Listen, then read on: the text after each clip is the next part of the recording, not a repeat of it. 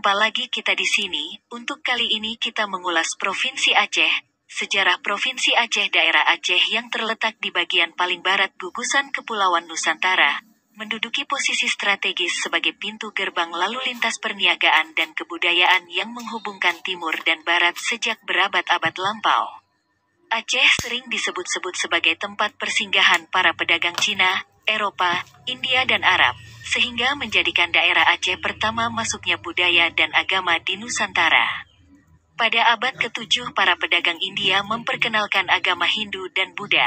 Namun peran Aceh menonjol sejalan dengan masuk dan berkembangnya agama Islam di daerah ini, yang diperkenalkan oleh pedagang Gujarat dari jajaran Arab menjelang abad ke-9. Menurut catatan sejarah, Aceh adalah tempat pertama masuknya agama Islam di Indonesia dan sebagai tempat timbulnya kerajaan Islam pertama di Indonesia, yaitu Peureulak dan Pasai.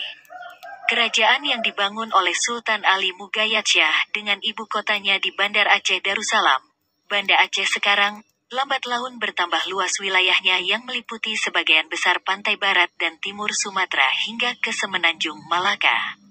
Kehadiran daerah ini semakin bertambah kokoh dengan terbentuknya Kesultanan Aceh yang mempersatukan seluruh kerajaan-kerajaan kecil yang terdapat di daerah itu. Dengan demikian,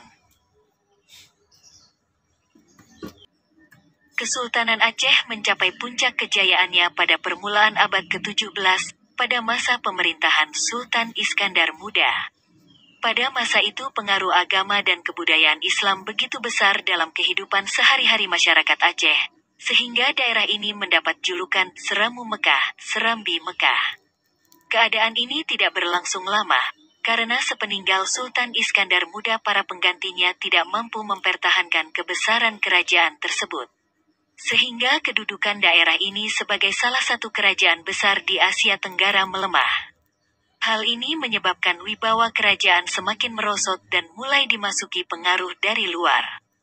Kesultanan Aceh menjadi incaran bangsa barat yang ditandai dengan penandatanganan Traktat London dan Traktat Sumatera antara Inggris dan Belanda mengenai pengaturan kepentingan mereka di Sumatera. Sikap bangsa barat untuk menguasai wilayah Aceh menjadi kenyataan pada tanggal 26 Maret tahun 1873, ketika Belanda menyatakan perang kepada Sultan Aceh. Tantangan yang disebut Perang Sabi ini berlangsung selama 30 tahun dengan menelan jiwa yang cukup besar tersebut memaksa Sultan Aceh terakhir, Tut Muhammad Daud untuk mengakui kedaulatan Belanda di tanah Aceh. Dengan pengakuan kedaulatan tersebut, daerah Aceh secara resmi dimasukkan secara administratif ke dalam Hindia Timur Belanda, Nederlands Oost-Indie, dalam bentuk provinsi yang sejak tahun 1937 berubah menjadi karesidenan hingga kekuasaan kolonial Belanda di Indonesia berakhir. Pemberontakan melawan penjajahan Belanda masih saja berlangsung sampai ke pelosok-pelosok Aceh. Kemudian peperangan beralih melawan Jepang yang datang pada tahun 1942. Peperangan ini berakhir dengan menyerahnya Jepang kepada sekutu pada tahun 1945. Dalam zaman Perang Kemerdekaan, sumbangan dan keikutsertaan rakyat Aceh dalam perjuangan sangatlah besar, sehingga Presiden pertama Republik Indonesia, Ir. Soekarno memberikan julukan sebagai daerah modal pada daerah Aceh. Sejak bangsa Indonesia memproklamirkan kemerdekaan pada tanggal 17 Agustus tahun 1945 sebagai bangsa dan negara yang merdeka dan berdaulat, Aceh merupakan salah satu daerah atau bagian dari negara Republik Indonesia sebagai sebuah karesidenan dari Provinsi Sumatera. Bersamaan dengan pembentukan Karesidenan Aceh, berdasarkan Surat Ketetapan Gubernur Sumatera Utara Nomor 1, X tanggal 3 Oktober tahun 1945 diangkat Tukunya Arif sebagai residen. Kedudukan daerah Aceh sebagai bagian dari wilayah negara Republik Indonesia telah beberapa kali mengalami perubahan status. Pada masa Revolusi Kemerdekaan, Karesidenan Aceh pada awal tahun 1947 berada di bawah daerah administratif Sumatera Utara.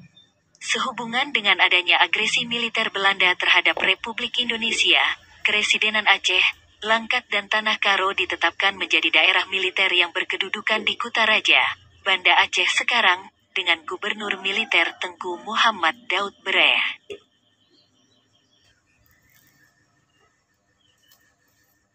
Walaupun pada saat itu telah dibentuk daerah militer, namun keresidenan masih tetap dipertahankan. Selanjutnya pada tanggal 5 April tahun 1948 ditetapkan Undang-Undang Nomor 10 Tahun 1948 yang membagi Sumatera menjadi 3 provinsi otonom, yaitu Sumatera Utara, Sumatera Tengah dan Sumatera Selatan.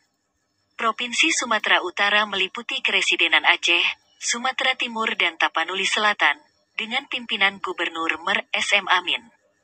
Dalam menghadapi agresi militer kedua yang dilancarkan Belanda untuk menguasai negara Republik Indonesia, pemerintah bermaksud untuk memperkuat pertahanan dan keamanan dengan mengeluarkan Ketetapan Pemerintah Darurat Republik Indonesia Nomor 21, PEM, PDRI tanggal 16 Mei tahun 1949 yang memusatkan kekuatan sipil dan militer kepada gubernur militer. Pada akhir tahun 1949 Keresidenan Aceh dikeluarkan dari Provinsi Sumatera Utara dan selanjutnya ditingkatkan statusnya menjadi Provinsi Aceh. Tengku Muhammad Daud Bereh yang sebelumnya sebagai Gubernur Militer Aceh, Langkat dan Tanah Karo diangkat menjadi Gubernur Provinsi Aceh.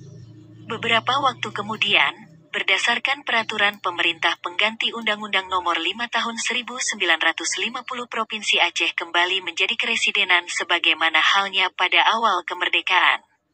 Perubahan status ini menimbulkan gejolak politik yang menyebabkan terganggunya stabilitas keamanan, ketertiban dan ketenteraman masyarakat.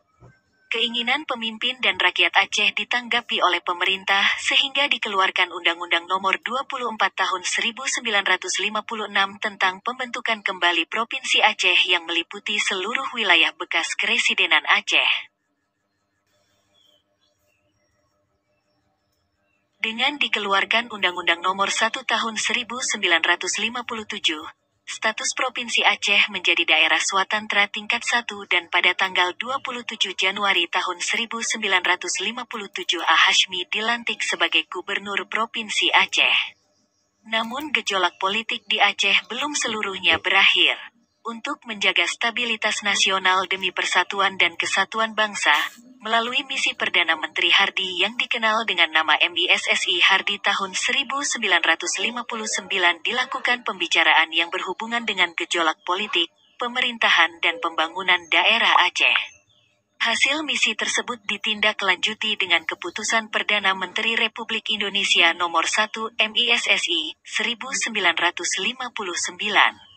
Maka sejak tanggal 26 Mei tahun 1959 daerah swatantra tingkat 1 atau Provinsi Aceh diberi status daerah istimewa, dengan sebutan lengkap Provinsi Daerah Istimewa Aceh. Dengan predikat tersebut, Aceh memiliki hak-hak otonomi yang luas dalam bidang agama, adat dan pendidikan. Status ini dikukuhkan dengan Undang-Undang Nomor 18 Tahun 1965. Berbagai kebijakan dalam penyelenggaraan pemerintah pada masa lalu yang menitik beratkan pada sistem yang terpusat dipandang sebagai sumber bagi munculnya ketidakadilan dalam kehidupan berbangsa dan bernegara. Kondisi yang demikian ini memunculkan pergolakan. Hal ini ditanggapi oleh pemerintah pusat dengan pemberian otonomi khusus dengan disahkannya Undang-Undang No. 18 Tahun 2002 dan Provinsi Daerah Istimewa Aceh berubah menjadi Provinsi Nanggro Aceh Darussalam.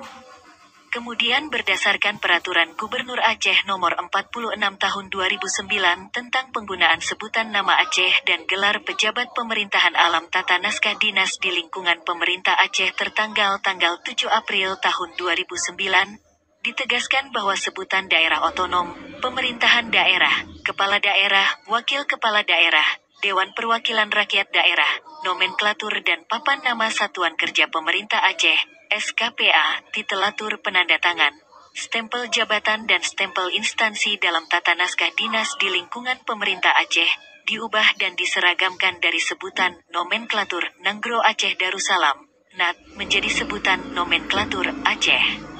Ini dilakukan sambil menunggu ketentuan dalam Pasal 251 UU Pemerintahan Aceh yang menyatakan bahwa nama Aceh sebagai provinsi dalam sistem NKRI akan ditentukan oleh DPRA hasil pemilu 2009.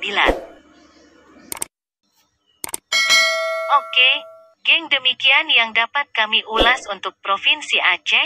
Terima kasih sudah menonton. Jangan lupa like, komen, dan subscribe.